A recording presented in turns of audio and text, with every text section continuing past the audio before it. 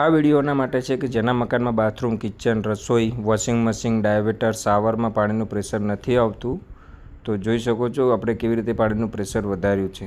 તો હર હર મહાદેવ દોસ્તો, આજની બ્લોગની પ્લમ્બિંગ બ્લોગના અંદર આપણે વાત કરીશું દાંતીવાડાના મકાનના વિશે।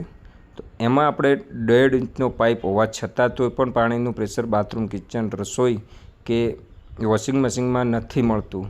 એનું મેઇન રીઝન એક જ છે કે એમાં અડધાની પાઇપો કે ક્ષાર થઈ ગયો છે। આપણે તો ફિટિંગ નથી કર્યું એટલે આપણને તો કોઈ બિલકુલ ખબર નથી। તો હવે આપણે એમાં ક્ષાર વગેરે નીકાળી દઈશું, પાણીનું પ્રેશર પણ ફૂલ લાવીશું। તો વિડીયોમાં બન્યા રહેજો અને વિડીયોને લાઇક કરવાનું, શેર કરવાનું બિલકુલ ના ભૂલતા, કારણ કે પ્લમ્બિંગના બ્લોગ આપણે LS પ્લમ્બિંગ બ્લોગમાં આપણે તમને મળતા રહેશે। હવે આપણે તમને મળીશું ડાયરેક્ટ પાંથાવાડા જઈને, કારણ કે એમાં આપણે ફાલ્કોન કંપનીનો પ્રેશર પંપ લેવા જવાનો છે। તો આપણે આવી ગયા પ્રકાશ સબમર્સિબલ પંપની અંદર। અહીંયાથી આપણે લેવાનો છે ફાલ્કોન કંપનીનો પ્રેશર પંપ। તો જોઈ શકો છો પ્રકાશભાઈએ આપણે ફાલ્કોન કંપનીનો પ્રેશર પંપ નીકાળી ચૂક્યો છે। તમે જોઈ લો, ફાલ્કોન કંપનીનો આ પ્રેશર પંપ છે, બરાબર। તો હવે આપણે એમાં તમને પૂરું ડિટેલ આપીશું ફાલ્કોન કંપનીની પંપ વિશેની માહિતી આપીશું આ વિડીયોની અંદર, અને ઇન્સ્ટોલેશન એનું પ્રેશર પણ બતાવી દઈશું કેવી રીતે આપણે શું કર્યું છે શું નથી કર્યું। તો હવે આપણે એનું અનબોક્સિંગ કરીશું।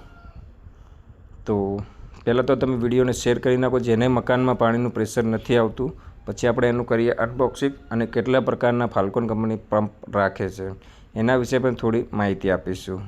તો પહેલાં તો આપણે તમને બતાવી દઈએ કે કેટલા પ્રકારના તમારી જોડે પંપ, પ્રકાશભાઈ જોડે પંપ છે। જોઈ શકો છો પહેલો જ પંપ આપણે ઇન્સ્ટોલેશન કરવાનો છે। બીજા નંબરનો પંપ છે એક બાથરૂમ માટે। ત્રીજા નંબરનો પંપ છે મોટો, એ 4-5 બાથરૂમ હોય તો આપણે તમારે કામ કરે। ફાલ્કોન કંપનીની ઓલ પ્રોડક્ટ તમને પાંથાવાડા પ્રકાશ સબમર્સિબલ પંપની અંદર મળી રહેશે। હવે આપણે કરીશું ઇન્સ્ટોલેશન ફાલ્કોન કંપનીની પ્રેશર પંપ વિશે। તો હવે તમને વાત કરી કે આ પ્રેશર પંપ 3 બાથરૂમ યા 2 બાથરૂમ માટે તમારે ચાલી જાય। એની પ્રાઇસ જોઈતી હોય તો કોમેન્ટ કરજો। અનબોક્સિંગ થઈ રહ્યું છે તો વિડીયોને લાઇક કરી નાખો। જોઈ શકો છો હવે તમને વાત કરીએ પ્રેશર પંપ વિશેની। તો ચાલો, આ 1 HP પ્રેશર પંપ છે, 2 લીટર વોટર ટેન્ક છે, ઓટોમેટિક સ્વિચ પણ સાથે આવે છે પંપમાં। અને બીજી વાત કે આ પંપ તમે એકવાર નાખશો તો તમારી જોડે 2 કસ્ટમર પૂછશે, 2 મકાન માલિક પૂછશે, બાજુવાળા પણ પૂછશે કે કેવી રીતે પાણીનું પ્રેશર વધ્યું। આપણે કમ્પ્લીટલી પ્લમ્બિંગનો સામાન લઈ લીધો પ્રેશર પંપ વિશેનું, જે પણ ફિટિંગ થવાનું હતું એ આપણે લઈ લીધું, સોલ્યુશન વગેરે બધું। તો હવે આપણે તમને મળીશું ડાયરેક્ટલી દાંતીવાડા આવી ગયા આપણે। જોઈ શકો છો પહેલાં તમને બધું પ્રેશર બતાવી દઉં, ટોયલેટથી મળીને ઠેઠ રસોઈ સુધીનું, વોશ બેસિંગ વગેરે બધું જોઈ લો। પછી તમને બતાવીશું કે પાણીનું પ્રેશર ફિટિંગ કર્યા પછી કેટલું વધ્યું છે, કેટલો કચરો નીકળે છે। તો વિડીયો પૂરો જોજો, થોડો લાંબો તો છે પણ પૂરો જોજો, યુઝફુલ છે વિડીયો। અને જે ભાઈને મકાનમાં પાણીનું પ્રેશર ના આવતું એ ભાઈને શેર કરવાનું બિલકુલ ના ભૂલતા। જોઈ લીધું બાથરૂમમાં કેટલું પ્રેશર આવે છે। તો હવે જોઈ લો પહેલાં તો હવે આપણે આ ટેન્ક પાઇપ આવી ગયા છત ઉપર। જોઈ શકો છો, તમને મેં કીધું હતું કે 1.5 ઇંચનો પાઇપ હોવા છતાં પણ તો પણ પાણીનું પ્રેશર નથી મળતું।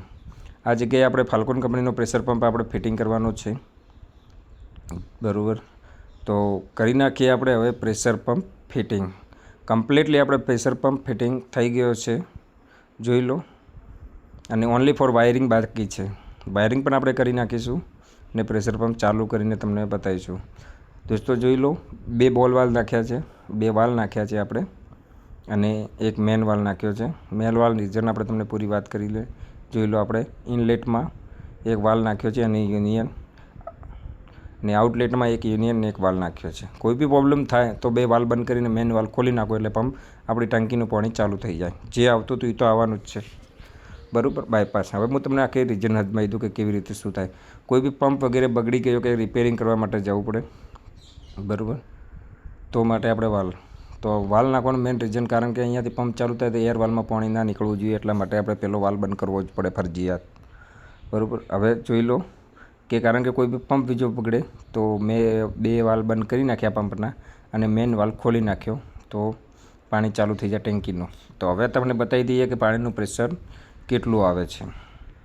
જોઈ લો, પાણી ટપકવાનું પણ ચાલુ થઈ ગયું, કારણ કે પ્રેશર વધવાના કારણે જોઈ શકો છો કેટલો કચરો અને કેટલું પ્રેશર વધી ગયું। દોસ્તો આ તો થોડું પ્રેશર છે, કારણ કે આ તો પ્રેશર વધશે, કારણ કે જેમ જેમ લોખંડમાંથી કાટ છૂટવો પડશે પ્રેશરના કારણે એમ પ્રેશર વધી જશે. તો જેટલો યુઝ થશે પહેલો, પછી જોઈ શકો છો કેટલો કચરો નીકળશે, બધું સાફ થઈ જશે. જોઈ લો.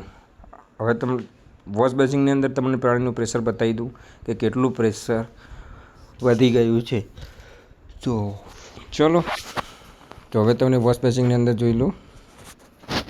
પહેલાં વોશ બેસિનમાં કેટલું પાણીનું પ્રેશર આવતું હતું ને હવે કેટલું આવે છે જોઈ લો. આમાં કચરો નીકળ્યો તો પહેલાં વાલ ચાલુ કરી નાખે, શૂટ કરવાનું રહી ગયું હતું એટલા માટે પહેલો કચરો નીકળી ગયો હતો. હવે તમને બતાવી દઈએ ટોયલેટની અંદર કેટલો કચરો નીકળે છે અને કેટલો ક્ષાર નીકળે છે. પહેલાં નળની અંદર જોઈ લેજો. જોઈ લો, આ બધો કચરો સાફ થઈ જશે અને બિલકુલ ફાસ્ટ પાણી આવશે. અને ફાલ્કોન કંપની તમે ખરીદવા માગતા હોય પ્રેશર પંપ વિશે માહિતી માગતા હોય તો કોમેન્ટ કરજો, તમને ફૂલ ડિટેલ મળશે. તો જે ભાઈને મકાનમાં પાણીનું પ્રેશર ના આવતું હોય એ ભાઈને શેર કરવાનું બિલકુલ ના ભૂલતા. હવે જોઈ લો કેટલો ટોયલેટની અંદર ક્ષાર નીકળે છે, કચરો કાટ નીકળે છે, જોઈ લો તમે પાણીની અંદરથી. તો જોઈ લો, આ દોસ્તો કચરો અટકાવવા માટે આપણે ફૂલ વિડીયો બનાવ્યો છે, એની લિંક તમને ડિસ્ક્રિપ્શનમાં મળી રહેશે. ફિલ્ટરનો વિશેનો ફૂલ ડિટેલ સાથે વિડીયો છે, તો જોવાનું બિલકુલ ના ભૂલશો. તો આપણે પ્લમ્બિંગના બ્લોગના વિડીયો તમને મળતા રહેશે, તો ચેનલને સબસ્ક્રાઈબ કરી નાખજો. પ્લમ્બિંગમાં શું કામ કરીએ છીએ અમે, કેટલી મોટી મકાનનું સાઇડ કરીએ, શું યુઝ કરીએ છીએ, કઈ કંપનીના પ્રેશર પંપ યુઝ કરીએ છીએ. કિચનમાં તમે હવે પ્રેશર જોઈ લો કેટલું વધી ગયું છે, જોઈ લો. તો દોસ્તો આ વિડીયો ફરીથી તમને એકવાર કહી દઉં કે એ ભાઈને શેર કરો જેના ભાઈના મકાનની અંદર પ્રેશર ના મળતું હોય ને. બરાબર દોસ્તો, પ્લમ્બિંગ જોઈ લો તમે કેટલું પ્રેશર આપણે વધી ગયું છે. પ્રેશર પંપનો બીજો પણ વિડીયો આવશે, ચેનલ સબસ્ક્રાઈબ કરીને રાખજો.